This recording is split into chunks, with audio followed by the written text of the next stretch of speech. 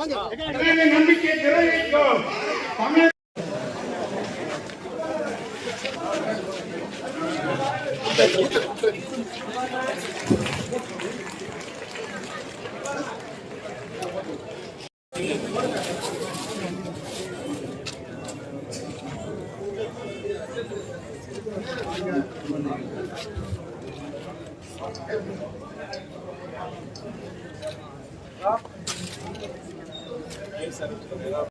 இங்கே கூடியிருக்கிறோம்.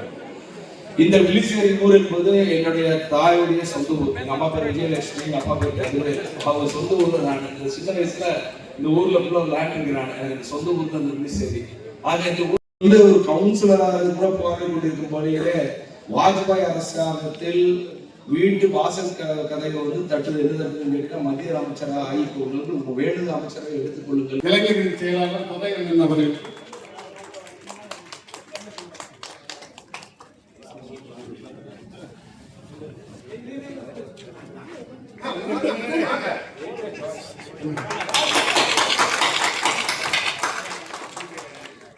அடுத்தது மத்திய ஒன்றிய செயலாளர்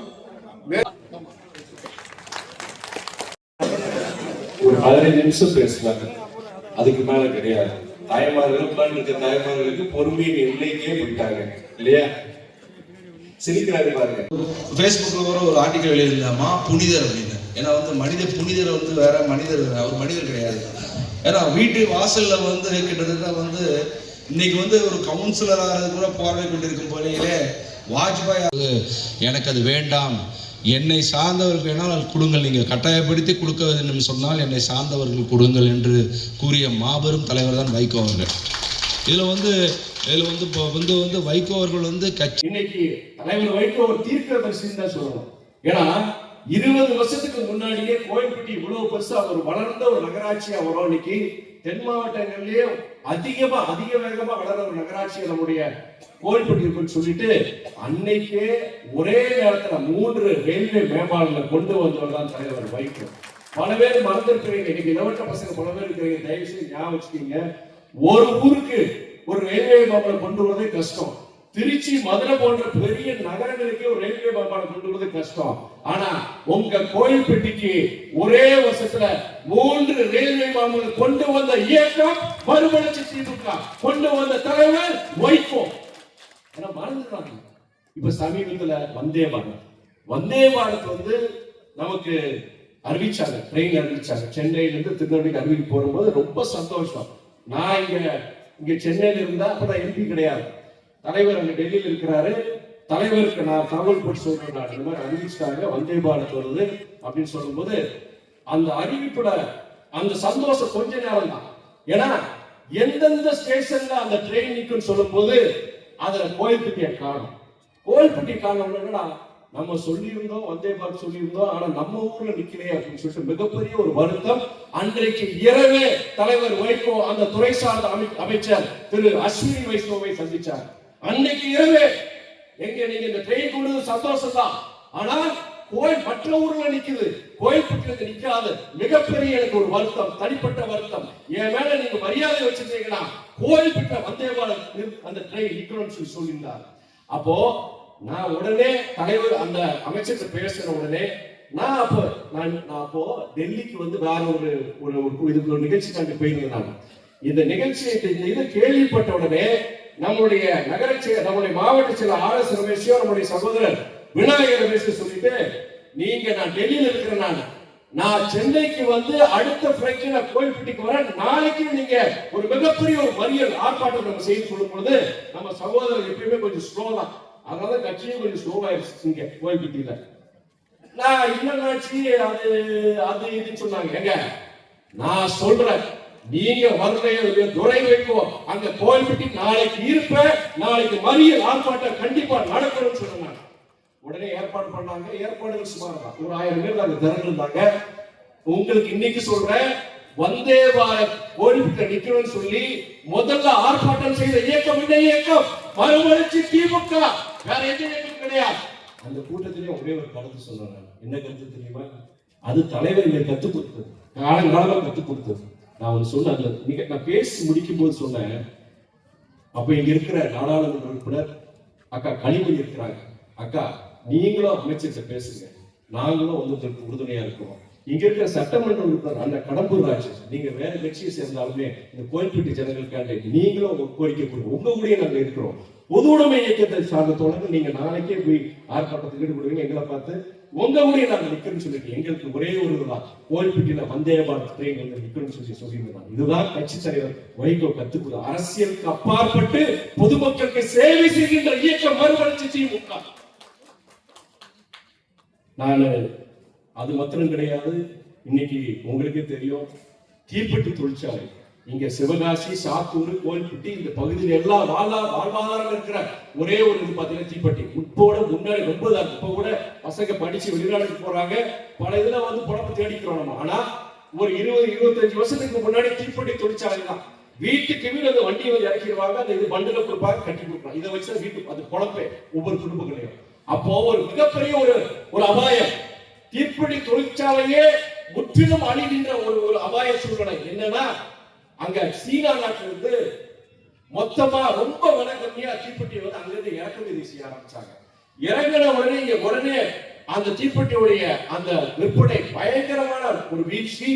உடனே இருக்கிற தீப்பெட்டி அதிபர்கள்லாம், தொழிற்சாலை அதிபர்கள்லாம் வந்து இதே போக்கு போச்சுன்னா மொத்தமா தீப்பெட்டி தொழில் அழிஞ்சிரும், லட்சக்கணக்கான குடும்பங்கள் வீணா பேர தெருவுக்கு வந்துருவாங்க சொல்லும் பொழுது அன்னைக்கு தலைவர் அன்றைய ஒன்றிய அமைச்சர் பிரதமர்கிட்டயே போய் சொல்லி அன்னைக்கு சீனால இருந்து தீப்பெட்டி வராம தடுத்தது யாரு? தலைவர் வைகோ. ஏன்னா இன்னைக்கு வயசான அம்மாங்க நீங்க இருக்கிறீங்க, உங்களுடைய மகன் சொல்லுங்கம்மா, தலைவர் வைகோ இந்த இயக்கம் செஞ்சது இந்த பிள்ளைச்சல் சொல்லுங்க. உள்ளேசேரி ஜனங்களே ஒரு இடைவெளி, ஆனால் மீண்டும் அந்த சேவை மாதிம் காற்றிய சேவை இந்த பகுதியில வீடு கொண்டு நாம் தொடர்ந்து சொல்லுவேன். தீப்பெட்டி தொழிற்சாலை அதுக்கு இப்போ சமீபத்துல இப்போ அந்த பிளாஸ்டிக் லைட்டுகள் வந்துருச்சு. இப்போ அதை வெளிநாடுகள் கொண்டு வரும்போது அதனால தீப்பெட்டி தொழிற்சாலைக்கு ஒரு பெரிய ஆபத்துக்கு சொல்லும்போது மறுபடியும் தலைவர் வைகோ தலையிட்டு அந்த பிளாஸ்டிக் லைட் வராம தடுத்தாங்க. இப்ப போன மாசம் இங்க கோயில்பட்டிக்கு வரும்போது கோயில்பட்டியை சார்ந்த தீப்பெட்டி அதிபர்கள்லாம் வந்து எங்கிட்ட வந்து ஒரு முறை என்னன்னா, நீங்க பிளாஸ்டிக் லைட் எல்லாம் தடுத்துட்டீங்க, இப்ப என்ன பண்றாங்கன்னா அந்த பிளாஸ்டிக் லைட்டோட ஸ்பேர் பார்ட்ஸ் பாத்தீங்களா, அதை தயார் பண்ற தொழிற்சாலைகள் இங்க கொண்டு வந்து இங்க அதை தயார் பண்ணி பிளாஸ்டிக் லைட் மறுபடியும் விற்பனைக்கு வரப்போகுது, தயவு செய்து சொல்லும்போது நான் கடிச்சுக்கிட்டேன். ஏன்னா இத்தனை மாசத்துல தூங்கிட்டு இருந்தீங்களா, நீங்க ஒரு 2-3 மாசம் முன்னாடி சொல்லிட்டீங்கன்னா நாங்க நாடாளுமன்றத்துல பேசியிருப்பேன், அமைச்சரை பார்த்திருப்பேன். நான் இப்ப தேர்தல் காலம் முடிஞ்சாதான் நேரத்தை ஒதுக்குச்சுன்னா நான் முடியல. ஆனால் தேர்தல் முடிந்த பிறகு என்னுடைய முதல் வேலை அந்த பிளாஸ்டிக் லைட் தயாரிக்கிற தொழிற்சாலை இங்க ஒரு ஊர்ல வராது நான் பாத்துக்கிறேன். நான் சொல்லியிருக்கேன். இது போன்ற விஷயங்கள்ல நாங்க தலைவரும் சரி, இந்த இயக்கமும் சரி, நானும் சரி, தொடர்ந்து இந்த பகுதி மக்களுக்கு, கோவில்பட்டி மக்களுக்கு, குறிப்பா இந்த வில்லிசேரி பகுதி மக்களுக்கு நாங்கள் என்னைக்கு உறுதுணையா இருப்ப நான் சொல்றேன். நான் ஏன்னா தயவுசெய்து தலைவர் வைகோ போன்ற தலைவர்கள் நம்ம இனிமே வரமாட்டாங்க. நம்ம கலைஞர் ஐயா, எம்ஜிஆர் ஐயா, காமராஜர் ஐயா, இதெல்லாம் ஒரு காலகட்டம். அது மாதிரி தலைவர் வைகோ அவர் காலகட்டம் இன்னைக்கு 83 வயசு ஆச்சு. இப்படிப்பட்ட தலைவர்கள் அவர் வாழ்கிற காலத்துல வாழ்ந்துட்டு இனிமே அந்த மாதிரி தலைவர்கள் அவர் வாழ்ற 62 வருஷம் பொது வாழ்க்கை, 62 வருஷம் பொது வாழ்க்கையில இன்னைக்கு அவர் சாதிச்சது என்ன சொன்னாங்க, அமைச்சரா இருக்க மாட்டார். அவரு அந்த கடம்பூர் ராஜ் சொன்னாங்க, அவரு ஒரு பெருந்தன்மையா இருந்தான்னு சொன்னாங்க. அவர் அதே சொன்னாங்க, அமைச்சராகலாம் செய்யல. ஆனா இன்னைக்கு வெளிநாடுகளில் போய் தலைவர் வைகோ யாருன்னு கேட்டா எல்லா நாடுகளில் இருக்கிற இந்தியர்கள், தமிழர்கள் சொல்லுவாங்க. அப்படிப்பட்ட ஒரு சேவை இன்னைக்கு தூத்துக்குடியில நச்சாலை ஸ்டெர்லைட் அதுக்கு காரணம் யாரு? 27 வருஷம் சமரசம் இல்லாத ஒரு போராட்டம். அது தலைவர் வைகோனால அது தடுத்து நிறுத்தினார், அந்த நச்சாலை தடுத்து நிறுத்தினார். இன்னைக்கு தேனி மாவட்டத்துல நியூட்ரினோ திட்டம் வரல, அதுக்கு காரணம் யாரு? தலைவர் வைகோ. இன்னைக்கு உங்களுக்கு தெரியும் சீமை கருவேலம், நமக்கே தெரியாம இங்க ஒரு நச்சு செடி கிட்டத்தட்ட 100 வருஷமா வளர்ந்து நம்முடைய மண்ணோடைய மகிமையை கெடுத்து இருக்கிற அந்த தண்ணி எல்லாம் உறிஞ்சி அதாவது காற்றையே மாசுபடுத்தி அப்படிப்பட்ட ஒரு விசச்செடி அப்படின்னு சொல்லி அதை உடனே நீதிமன்றத்துக்கு போய் கிட்டத்தட்ட 16 வருஷம் போராட்டம். நீதிமன்றம் என்ன சொல்லுது, தமிழ்நாட்டுல 10 வருஷத்துல சீமை கருவாலை எங்கேயுமே இருக்கக்கூடாதுன்னு சொல்லி இன்னைக்கு ஒரு உத்தரவு பிறப்பிச்சிருக்கு அரசாங்கத்துக்கு. இப்படிப்பட்ட எவ்வளோ விஷயங்கள் தலைவர் வைகோ செஞ்சிருக்கிறாரு. அப்படிப்பட்ட ஒரு இயக்கத்தின் பிரதிநிதியா இங்க வந்து எதிர்ப்பு வந்திருக்கிறாங்க. நம்முடைய வேட்பாளர், வெற்றி வேட்பாளர் சகோதரர் கருணாநிதியின் வெற்றியை உறுதி செய்திட நம்முடைய வில்லிசேரி மக்கள் அவருக்கு ஆதரவு அளிக்க வேண்டும் என்ற ஒரு அன்பான வேண்டுகோள் கண்டு இங்க வந்திருக்கிறேன். அதே நேரத்தில் தலைவர் வைகோவுடைய நிதியில, நாடாளுமன்ற நிதியில, கோயில்பட்டியில இப்போ நம்ம அரசு மருத்துவமனை, அங்க ரயில்வே ஸ்டேஷன் இருக்கிற, நீதிமன்றம் இருக்கிற பிரதான சாலையில அந்த சாலை முழுவதும் LED விளக்குகள் இன்னைக்கு எரிஞ்சிட்டு இருக்குன்னா அதுக்கு காரணம் தலைவர் வைகோவுடைய நிதிதான். அதே வேளையில என்ன நம்மளுடைய இன்னொன்னு மக்காச்சோளம், அதை பத்தி நம்ம சொல்லியே ஆகணும். இங்க விவசாயமே நீ செய்ய முடியாத சூழ்நிலை உங்களுக்கு எல்லாருக்கும் தெரியும். ஆனா உங்களுக்கு மழை முன்னாடி மாதிரி பெய்யறது கிடையாது. அதே நேரத்துல இயற்கை சீற்றம், உங்களுக்கு வறட்சி, புயல், இந்த மாதிரி காரணங்களானது. அது இல்லாம பாத்தீங்கன்னா ஒன்றிய அரசுடைய உங்களுக்கு வேளாண்மைக்கு எதிரான சில கொள்கைகள் இருக்கிறதுனால இன்னைக்கு சரியான விலை கிடைக்க மாட்டேங்குது. அதனால விவசாயமே செய்ய முடியாத சூழ்நிலை. இப்போ நமக்கு வாழ்வாதாரம் இருக்கிற ஒன்னே ஒன்று அந்த மக்காச்சோளம் ஒண்ணுதான். அது நம்முடைய தமிழ்நாட்டில் இருக்கிற தென் மாவட்டங்களில் மக்காச்சோளம் ஒன்றுதான் நம்முடைய வாழ்வாதாரம் இருக்கு. அப்படிப்பட்ட மக்காச்சோளத்துக்கு 1% செஸ் வந்து நம்ம அரசாங்கம் விதிச்ச பொழுது இங்க பதவி அளிச்சு நம்ம விவசாய அமைப்புகள்லாம் என்கிட்ட வந்து சொல்லும் பொழுது கவலைப்படாதீங்க, நம்ம அரசாங்கம் இருக்கு, நம்ம முதலமைச்சர் இருக்கிறார், புரிஞ்சுக்குவார் சொல்லிட்டு நம்முடைய வேளாண் துறை அமைச்சர் அண்ணன் எம்ஆர்கே பன்னீர்செல்வம், நம்முடைய நிதியமைச்சர் அண்ணன் தென்னல் தென்னரசு, நம்மளுடைய முதலமைச்சர் தலைமை 3 பேரையும் சந்திச்ச வரிசையா 3 நாள் 3 பேரையும் சந்திச்சு அவங்க கிட்ட ஒரு உத்தரவாதம். அதன்படி என்னன்னா இன்னைக்கு மக்காச்சோளத்துக்கு 1% செஸ் வரி இன்னைக்கு கிடையாது. என்னுடைய குறுகிய காலம் இந்த 18 மாசம் ஒரு நாடாளுமன்ற உறுப்பினரா எனக்கு தெரிஞ்ச மார்க்கத்தை சொல்லுவேன். நான் ஆதாயம் இல்ல அரசியல், மக்கள் பணி, சமரசம் இல்ல மக்கள் நலன்கிற நான் சொல்லி அந்த அடைமொழியோட அரசியலுக்கு வந்தேன். நான் மார்க்கத்தை சொல்லுவேன். அந்த அடைமொழிக்கு ஒரு இலக்கணமா நான் இன்னைக்கு இருந்துட்டு இருக்கிறேன். நான் முடிஞ்ச வரைக்கும் இன்னைக்கு அமைச்சர் சொல்ற அன்னைக்கு அண்ணன் ராஜா சொன்னாரு, தலைவர் மாதிரி நீங்களும் அமைச்சர் பதவி நீங்க வேண்டாம்னு சொன்ன. இன்னொன்னு நான் இன்னைக்கு சொல்லி வெளிப்படையாக எத்தனை பேர் இருக்கிறாங்க இல்லையா, அரசியல் எனக்கு பிடிக்காது, அரசியல் வாழ்க்கையும் எனக்கு ஒரு காலத்துல பிடிக்காது, தள்ளி இருப்பேன். ஒரு வாரம் புது வாழ்க்கைக்கு வந்தேன்னா ஒரு நக்சலைட் அமராக இருந்திருப்பேன். அந்த அளவுக்கு அரசியல்வாதிக்கு ஒரு விருப்பம் இருந்தது. ஆனால் மேன் ப்ரொபோசஸ் காட் டிஸ்போசஸ் சொல்லுவாங்க. அதாவது நமக்கு ஒரு விருப்பம் இருக்கும், ஆனால் முடிவு செய்யாது மேல இருக்கிற இறைவன். எனக்கு இறைவன் இருக்கு. இன்னைக்கு அன்னைக்கு நான் திருச்சியில நாடாளுமன்ற வேட்பாளராக எனக்கு அறிவிக்கப்பட்டு அந்த ஏர்போர்ட் இறங்கின உடனே என்ன சொன்னாங்கன்னா, நீங்க திருச்சியில இறங்கி இருக்கிறீங்க, வேட்பாளர் அறிவிச்சிருக்கிறீங்க, நீங்க யாரை போய் பார்க்க போறீங்க, இங்க இருக்கிற யார் விஐபி, எந்த விஐபி முதல்ல போய் பார்க்க போறேன்னு சொல்லும் போது இந்த ஊர்ல இருக்கிற மிக முக்கியமான விஐபி, பெரிய விஐபி யாருன்னா ஸ்ரீரங்கநாதர். அவரை பார்த்துட்டு தான் மற்ற சாமிகளை பார்க்க சொல்றாங்க. அப்படிப்பட்ட இறைநம்பிக்கை இருக்கு. நான் எனக்கு தெரியாது, என்னுடைய பாதை எப்படி போக தெரியாது, நாளை என்ன நடக்கும் தெரியாது. என்னுடைய கடமை, எங்க இயக்கம் மறுமலர்ச்சி திமுக, என் தலைவர் வைகோ, பொதுமக்களுக்கு ஆக வேண்டிய கடமைகள் முடிஞ்ச வரைக்கும் செஞ்சுட்டு இருக்கிறேன். நான் தலைவர் வைகோ அவருடைய புது வாழ்க்கை பல பேர் காப்பாற்றுறாரு. இந்த 18 மாசத்துல எம்பியா 20க்கும் மேற்பட்டவங்க பல நாடுகள்ல அன்னைக்கு சிக்கி தவிச்சுக்கலாம் உயிரோட நான் வீட்டுக்கு கொண்டு வந்திருக்கிறேன். நான் நம்மளுடைய தூத்துக்குடியை சார்ந்த 2 பேர், அவங்க பேர் வந்து சித்திரை செல்வகுமார், நவீன்குமார். நம்ம பக்கத்துல நம்ம விருதுநகர் மாவட்டத்துல சிப்பிப்பாறை கிராமத்துல மதல்ராஜ் 3 பேரை நான் சமீபத்தில் 2 மாசத்துக்கு முன்னாடி வீட்டுக்கு கொண்டு வந்தேன். நான் கம்போடியா, மயன்மார் நாட்டிலிருந்து வீட்டுக்கு கொண்டு வந்தேன். எனக்கு என்னன்னா இதெல்லாம் நடக்குது. நான் பெரிய தலைவர் மாதிரி பெரிய எனக்கு ஆற்றலோ இதோ கிடையாது. அதாவது சொல்லுவாங்க இல்லையா, கடவுள் வந்து கண்ணு தெரியவங்க கண்ணு கொடுத்தாரு, காது கேட்க சொன்னாங்க, துறை வைக்கும், பேச வைக்கிறார், செயல்பட வைக்கிறார், எல்லாம் இறைவன் செய்யலாம் சொல்றாங்க. உங்க ஊருக்கு என்ன தேவையோ அத எம்எல்ஏ செய்ய நான் செய்ய வைப்பேன். இன்னைக்கு நான் சொல்றேன், நான் தெரிஞ்சு வச்சுக்கோங்க. ஊர் பெரியவங்க சொல்றேன், துறை வைக்க வாக்குறுதி கொடுக்க மாட்டான், கொடுத்தானா அது செஞ்சே தீருவான். சில இடத்துல வாக்குறுதி பொறுத்தவரைக்கும் நான் கேட்பாங்க, முடியாது சொல்ல, சட்டத்துல செய்ய முடியாது, ஓட்டுக்காண்டி வாக்குக்காண்டி நான் பொய் சொல்றவங்க கிடையாது. துறை வைப்போம். என் வாயில வர ஒவ்வொரு வார்த்தையும் அந்த உண்மை இருக்கு. கண்டிப்பா நீங்க வந்திருக்கு இளவட்டாங்க பல பேர் இருப்பீங்க. நான் வந்து எனக்கு கடம்பூராஜன் தெரியும், எனக்கு தெரியும், எனக்கு உறவுதான், எனக்கு நல்ல பழக்கம் தான். ஆனா ஒரு எம்எல்ஏ சட்டமன்றம், நீங்க வீட்டுக்கு ஒரு டிரைவரை தேர்ந்தெடுக்கிறோம் அப்படின்னா எல்லாம் பாப்பீங்க இல்லையா, அந்த பையனுக்கு கண்ணு நல்லா தெரியுதா, நல்லா ஓட்டுவானா, நல்லா பழக்க வழக்கம் தெரியும். அப்படி இருக்கும்போது லட்சக்கணக்கான நபர்களுடைய வாழ்வாதாரத்தை பாதுகாக்க வேண்டிய ஒரு சட்டமன்ற உறுப்பினருடைய இதை நம்ம பார்க்கணும் இல்லையா. சரி, நீங்க அடுத்த முறையும் நம்முடைய திராவிட மாடல் அரசு தான், ஒரு அரசாங்கத்துடைய ஆளுங்கட்சியுடைய எம்எல்ஏ சிறப்பா இல்ல ஒரு எதிர்கட்சியுடைய எம்எல்ஏ சிறப்பா, தயவுசெய்து யோசிச்சு பாருங்க. இங்க எம்எல்ஏ முதலமைச்சர் உங்களுக்கு துணையா இங்க துறை வைக்கும் இருக்கிறேன். நான் சொல்றேன், இடைச்சேரிக்கு சொல்றேன், விதிசேரிக்கு சொல்றேன், சத்திரப்பட்டிக்கு சொல்றேன். நான் நீங்க இந்த நேரத்தில் பூத் வரையை தெரிஞ்சிடும், வாக்குகள் தெரிஞ்சிடும். இடைச்சேரி மக்கள் எவ்வளவு போட்டிருக்காங்க, வில்லிசேரி மக்கள் எவ்வளவு போட்டிருக்காங்க. நீங்க ஓட்டு போட்டதை வச்சுதான் நான் நாளைக்கு போக முடியும், எம்எல்ஏ பார்த்து போக முடியும். நான் உங்களுக்கு நிதர்சனம் சொல்லிடுறேன். நான் அரசியல் பார்க்கறதுல ஜாதி மதம் பார்க்கறது இல்ல. ஆனா இன்னைக்கு நிதர்சனம் அரசியல் ஒழுங்கு அப்படிதான். நீங்க ஓட்டு போடாட்டி நான் அவர்கிட்ட நான் பிரஷர் போட முடியாது. இல்ல நீங்க ஓட்டு போட்டேன்னு வச்சுக்கோங்க, அண்ணனை நான் எப்படி வேணா பேசுவேன். நான் அண்ணன் உங்களை நம்பிதான் வாக்குகள் வாங்கியிருக்கிறான். அந்த ஊர்ல வில்லிசேரி ஊர்ல வாங்கியிருக்கிறான். கொடுத்த வாக்குறுதிகளை நீங்க நிறைவேற்றி ஆளுநர் நீங்க அவர் வீட்டுக்கு தட்டுறதுக்கு முன்னாடி இந்த துறை வைக்க வீட்டை தட்டுவேன். நான் சொல்றேன் தாய்மார்களே. நான் இன்னொன்னு என்னன்னா, நம்முடைய திராவிட மாடல் அரசு பத்தி சொல்லிடணும். நான் குறிப்பா தாய்மார்கள் எத்தனை பேர் இருக்கிறீங்க நீங்க? ஆமா, பிற கட்சிகள் சொல்றாங்க அது செய்யறோம் இது செய்யறோம் சொல்றாங்க. ஆனா நம்முடைய முதலமைச்சர் சொன்னதை செஞ்சிருக்கிறார். நீங்க 5 வருஷத்துக்கு முன்னாடி இதே தேர்தல் பரப்புரையில என்ன முதலமைச்சர் சொன்னாரு? மகளிர் உரிமை தொகை 1000 ரூபாய் உங்களுக்கு கிடைக்கும் சொன்னார். கொடுத்தாரு இல்லையா? கொடுத்தாரு இல்லையாமா? சத்தம் கொடுத்தாரு. அதே மாதிரி நகர்ப்புறங்களுக்கு நீங்க பேருந்துல போனீங்கன்னா இலவச பேருந்து பயணம், அந்த விடியல் பயணம் தொடரும். இன்னொன்னு ஏழை வீட்டு பிள்ளைங்க, அரசு பள்ளியில படிக்கிற பிள்ளைங்க, நீங்க வசதி இருக்கு. இன்னைக்கு எப்படி நான் தமிழ்நாட்டுல வந்து எல்லாரையும் எல்லா படிக்க வச்சிருக்காங்க பிள்ளைங்க.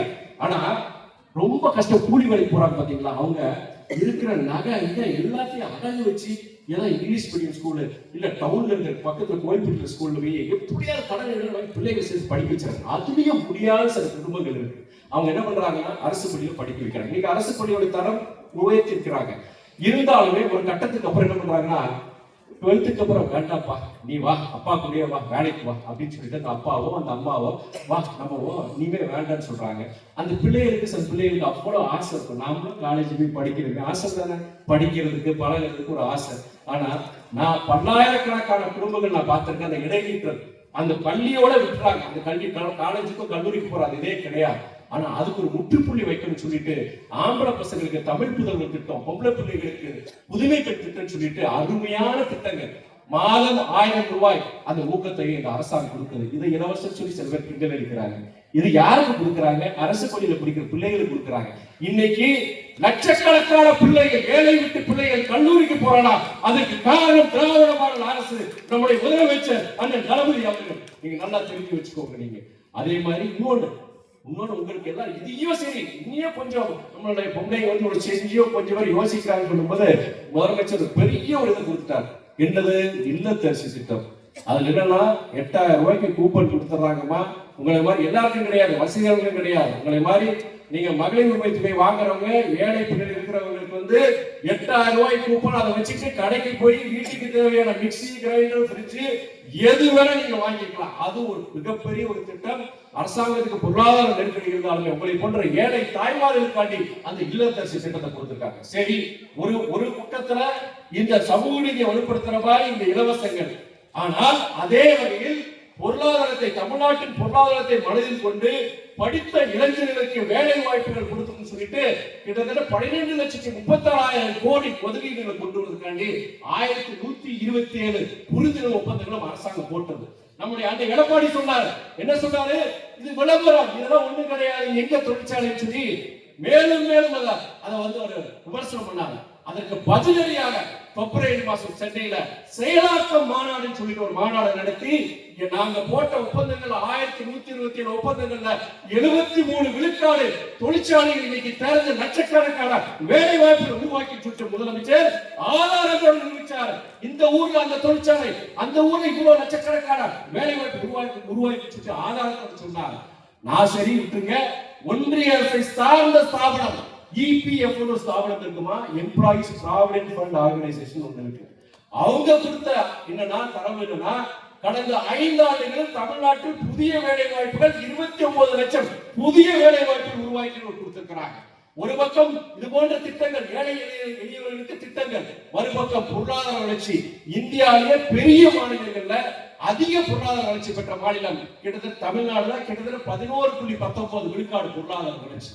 இவ்வளவுத்தையும் நான் ஏன் சொல்லணுமா? நான் சும்மா சொல்லல, நான் படிச்சது செஞ்சது நானும் பலதை யோசிச்சுட்டு நான் சொல்றேன். ஆனா இவ்வளவு நல்லா சிறப்பா செயல்படுற அரசு. அதே வேளையில இன்னொன்னு, மாற்றிய வேட்பாளர், நீங்க அதிமுக சேர்ந்த வேட்பாளர் மறுபடியும் தோக்க தான் போறாங்க, ஜெயிக்க போறது இங்கேயும் தோக்க தான் போறாங்க, தமிழ்நாட்டிலும் தோக்க தான் போறாங்க. அவங்க வந்து புரோஜனம் கிடையாது.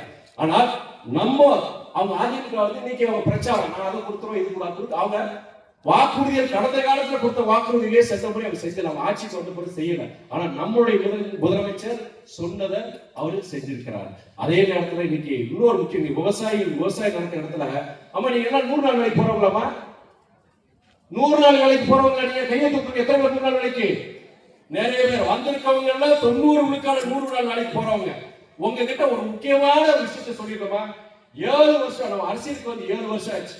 தமிழ்நாட்டுல பல கிராமங்களுக்கு நான் போயிருக்கிறேன். நான் தேர்தல் காலங்கள் விட்டு இல்ல, தேர்தல் நேரத்தில் மட்டும் கிடையாது, பல வேலைகள் கிராமங்களுக்கு போகும்போது உங்களை மாதிரி ஏழை தாய்மார்கள் வந்துட்டு வைகோ மகனாமே அப்படின்னு சொல்லிட்டு என்கிட்ட வந்து, ஐயா தம்பி எனக்கு ஒரு உதவி செய்யணும், உங்க ஐயா முதலமைச்சர் நெருக்க மாட்டாராமே, இந்த 100 நாள் வேலை திட்டத்துக்கு வந்து கொஞ்சம் வழி செய்யுங்கப்பா, ஏன்னா இப்பெல்லாம் 40-50 நாள் கிடைக்கிறது இல்லை, வருஷம் குறைஞ்சிட்டு வருது, அதை நம்பிதான் இருக்கும் அப்படின்னு சொல்லிட்டு கண்ணீர் மல்க அவங்க வந்து நான் பேசுறத பல முறை நான் கேட்டிருக்கேன். நான் அப்ப நான் விலைக்கு சொல்றேன், நான் என்னன்னா அம்மா இந்த 100 நாள் வேலை திட்டம் மாநில அரசு சம்பந்தப்பட்டது கிடையாது, தமிழ்நாடு அரசு சம்பந்தப்பட்டது கிடையாது. இந்த திட்டம் ஒன்றிய அரசு, மத்திய அரசு, டெல்லி அரசு உடைய திட்டம். இதற்கு நிதி ஒதுக்க வேண்டியது யாரு? டெல்லி அரசு, தமிழ்நாடு அரசு. ஆனால் எங்களை போன்றவர்கள் இதுக்கு தொடர்ந்து குரல் கொடுத்துட்டு இருக்கோம். உங்களை மாதிரி தாய்மார்கள் வயிற்றுல அடிக்காதீங்கன்னு சொல்லி நாங்க தொடர்ந்து பேசிட்டு இருக்கோம். ஒன்றிய அரசு பார்த்து சொல்லிட்டு இருக்கோம். திருச்சியில போன வருஷம் நாங்க 2 வருஷத்துக்கு முன்னாடி என் தலைமையில மிகப்பெரிய ஒரு ஆர்ப்பாட்டம், 100 நாள் வேலை திட்டத்தை வந்து நீங்க குறைச்சிட்டே வரீங்க, பெண்களுக்கு வேலை கிடைக்க மாட்டேங்குன்னு ஒரு போராட்டம் நாடாளுமன்றத்தில் தொடர்ந்து நான் பேசிட்டு இருக்கிறேன். நான் இப்ப என்ன பண்ணிருக்காங்க தெரியுமா, அந்த 100 நாள் திட்டத்தை எடுத்துட்டு அது பேர் வந்து மகாத்மா காந்தி 100 நாள் வேலை உறுதி திட்டம் இருந்தது. இன்னைக்கு இந்த 10 வருஷத்துல டெல்லி அரசு, மத்திய அரசு அந்த திட்டத்துக்குள்ள நிதியை குறைச்சு இன்னைக்கு கடைசி திட்டத்தையே எடுத்துட்டு இப்ப என்ன பண்ணிருக்காங்க, பிபிஜி ராம்ஜின்னு புதிய திட்டத்தை கொண்டு வந்திருக்காங்க. நாம எல்லாரும் கண்டிச்சோம். நாங்க சொன்னபடியே அந்த திட்டத்துக்குண்டான நிதியை குறைத்து இப்ப அந்த திட்டத்தையே நீங்க காணாம பண்ணிட்டீங்களே அப்படின்னு சொல்லும் பொழுது நம்முடைய அதிமுக தலைவர் எடப்பாடி என்ன சொல்றாங்க, பாஜக தலைவர் என்ன சொல்றாங்க, நீங்க 100 நாள் கிடையாதுங்க, இங்க இப்ப 150 நாள் அங்க கொடுப்பேன்னு சொல்றாங்க. நான் ஒரே ஒரு கேள்வியை நான் கேட்டேன், பார்லிமெண்ட்ல கேட்டேன், 100 நாள் பேரை வச்சுக்கிட்டு 50 நாள் 40 நாள் கொடுக்க முடியாது, நீங்க எப்படி 150 நாள் நீங்க வேலைகள் கொடுப்பீங்க? அந்த கேள்வியை நான் நாடாளுமன்றத்தில் கேட்டேன். இங்க அதிமுக வேட்பாளர் வந்தாங்கன்னா பெண்கள் நீங்க அவங்க கிட்ட கேட்கணும், கண்டிப்பா கேட்கணும். ஏன்னா இங்க பல ஊர்கள்ல விவசாயம் இல்லாத ஊர்கள்ல கடுமையான வறட்சி, அங்க விவசாயமே கிடையாது, அங்கெல்லாம் அந்த 100 நாள் வச்சுதான் பொழப்பு, அடுப்பே பல வீடுகள்ல. தயவு செய்து நான் இந்த நாடாளுமன்ற நான் கேட்ட கேள்வி இங்க வேட்பாளர்கிட்ட நீங்க கேட்கணும். ஆகையால் உங்களுக்கு நான் இந்த நல்ல வேட்பாளர் கருணாநிதி அவர்கள் நல்ல வேட்பாளர்கள், அவரை ஆதரிக்க வேண்டும். நீங்க இந்த தேர்தலை பொறுத்த வரைக்கும் திமுக அதிமுக இடையிலான போட்டி கிடையாது. நம்முடைய மதசார்பற்ற முற்போக்கு கூட்டணிக்கும் தேசிய ஜனநாயக கூட்டணி இடையிலான போட்டி மாத்திரம் கிடையாது. இது ஜனநாயகத்திற்கும் பாசிசத்திற்கும் இடையிலான ஒரு போட்டி, மத சார்பின்மைக்கும் மதவாதத்திற்கும் இடையிலான போட்டி, சமூக நீதிக்கும் ஆதிக்க சக்திகளுக்கும் இடையிலான ஒரு போட்டி. வெற்றி பெற வேண்டியது சமூக நீதி, வெற்றி பெற வேண்டியது மத சார்பின்மை, வெற்றி பெற வேண்டியது ஜனநாயகம், வெற்றி பெற வேண்டியது நல்லதொரு வேட்பாளர் ஆதரப்பீர் உதயசூரியன். உங்களுக்கு நீங்க மகளிர் உரிமை தொகை 2000 ரூபாய் வரணுமா, ஆதரப்பீர் உதயசூரியன். விடியல் பயணம் தொடரணுமா, ஆதரப்பீர் உதயசூரியன். நீங்க இல்லத்தரசி திட்டம் வேணுமா, உங்களுக்கு ஆதரப்பீர் உதயசூரியன். இவ்வளவு நேரம் பொறுமையா கேட்டதுக்கு சரிமா, இந்த கருத்துக்களை உங்க பக்கத்து வீட்டுக்காரங்க சொந்த பந்தங்களுக்கு சொல்லுங்க. மரபாதி உதயசூரியன் நாங்க மறக்க மாட்டோம். தெரியுங்க தலைவர், நான் இந்த தேர்தல் ரிசல்ட் முடிச்சதுக்கு அப்புறம் தயவு செய்து வில்லிசேரி மக்கள் பக்கத்து சொல்றேன், இந்த ஊர்ல என்னென்ன குறைகள் இருக்கும் தயவு செய்து வெற்றி பெற்ற பின் நான் நம்முடைய சட்டமன்ற உறுப்பினர் கண்டிப்பா இந்த ஊருக்கு நான் கண்டிப்பா சொல்றேன். விடுசேவல், வில்லிசேரி, சத்திரப்பட்டி எல்லா கிராமத்துக்கு சுத்தி இருக்கிற கிராமம் அனைத்து கிராமத்துக்கு சொல்றேன். நான் நம்முடைய எம்எல்ஏ அவரை கூட வரவழைச்சு இந்த ஒவ்வொரு ஊருக்கு என்னென்ன செய்யணுமோ கிட்டத்தட்ட 10 வருஷம் 15 வருஷமா உங்களுக்கு ஆகாத காரியங்கள் என்னென்ன எல்லாமே உங்களுக்கு கிடைக்கிற மாதிரி செய்ய வச்சு